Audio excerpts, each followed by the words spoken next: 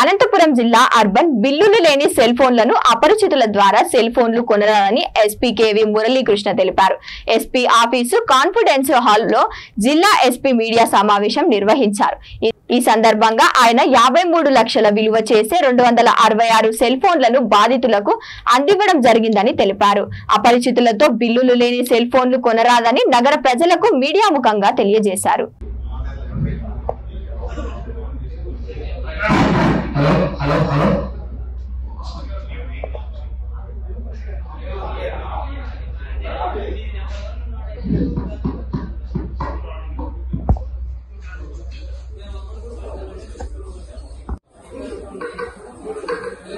Sir అందరూ సీట్లో కూర్చోవాలి సార్.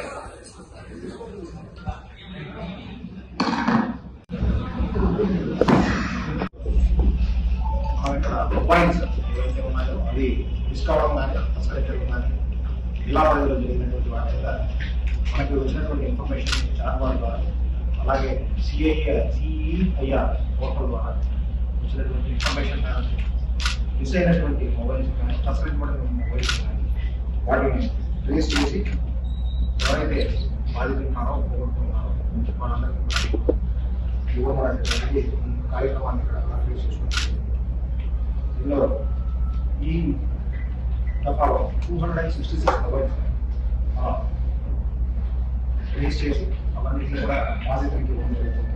దీనిలో మిస్ అయినవి 221 మరియు 42 మొబైల్స్ పోయింది రిలేటివ్గా బాధితులకు తెలియవలసిన ఇన్ఫర్మేషన్ మీద మనం చేయడం అనేటువంటిది రిలీజ్ చేయడం అనేటువంటి ముఖ్యంగా అదర్ స్టేట్స్లో కూడా ఇవి ఉన్నవి ఐడెంటిఫై చేసుకుని Andhra Pradesh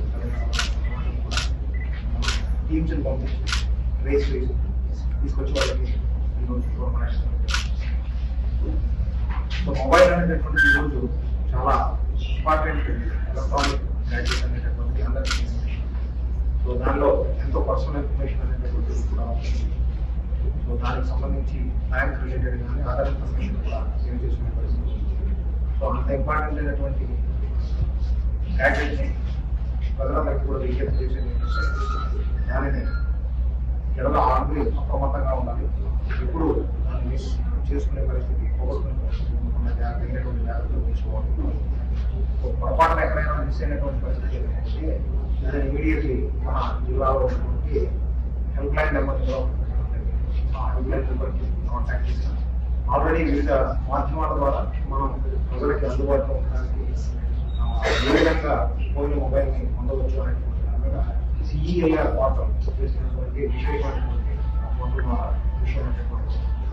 central equipment identity register ఆ ఎక్విప్మెంట్ ఉన్నటువంటి ప్రతి ఎక్విప్మెంట్కి ఉన్నటువంటి రిజిస్ట్రీ నెంబర్ ద్వారా ఇమీడియట్లీ బ్లాక్ చేసిన దానిలో ఉన్న డేటా సంస్కారంగా ఉండే విధంగా చర్యలు తీసుకునే మన జిల్లాలో అంతకంటే ముందు నుంచి స్టార్ట్ చేసినట్టు చాట్బాట్ ఆ చాట్బాట్ ద్వారా కూడా ఏ రకంగా సిఈఆర్ వాళ్ళు రిజిస్టర్ చేసుకోవాలని సూచనలు చేయడం. సో మన ఐటీ బోర్డు ఏదైతే ఉందో సైబర్ సెల్ టీమ్ అయితే ఆ సైబర్ సెల్ టీమ్ ఆధ్వర్యంలో కూడా ఇమీడియట్లీ ఎవరైతే బాధ్యతలు ఉన్నారో వాళ్ళకి